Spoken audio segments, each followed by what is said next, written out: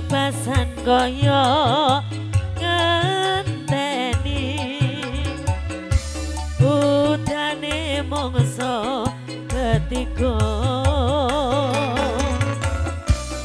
nadyan mung sedelo ora dadi ngopo penting bisa ngadepke ati oh semono uga rasane atiku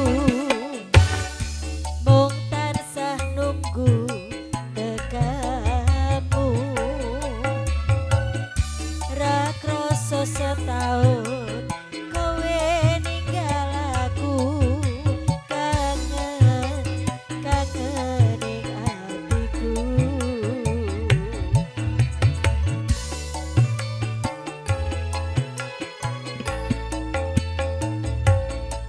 Aku sing kelingan nalika ing pelabuhan kowe janji lung ora ana sewulan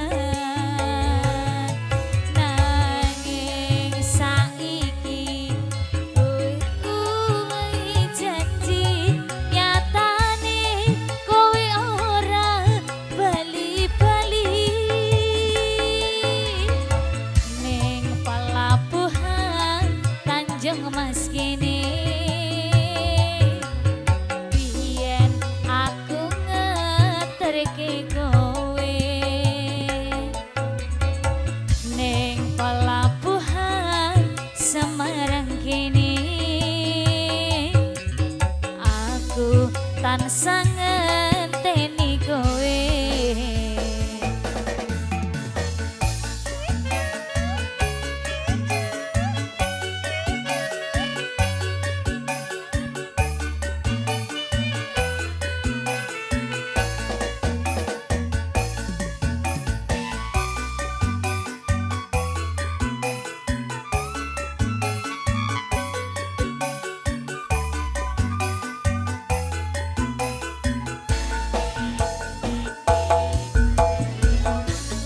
Semono uga rasane atiku mung tansah nunggu tekamu ra krasa setahun kowe ninggal aku kangen ing atiku.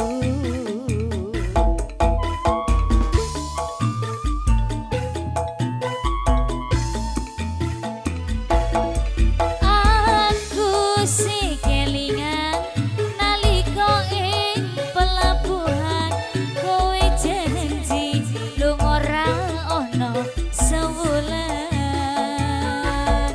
nanging saiki wis luwih ing janji nyatane kowe ora bali-bali ning pelabuhan Tanjung Mas kene biyen aku ngeterke kowe ning pelabuhan Semarang kene aku tansah ngenteni kowe.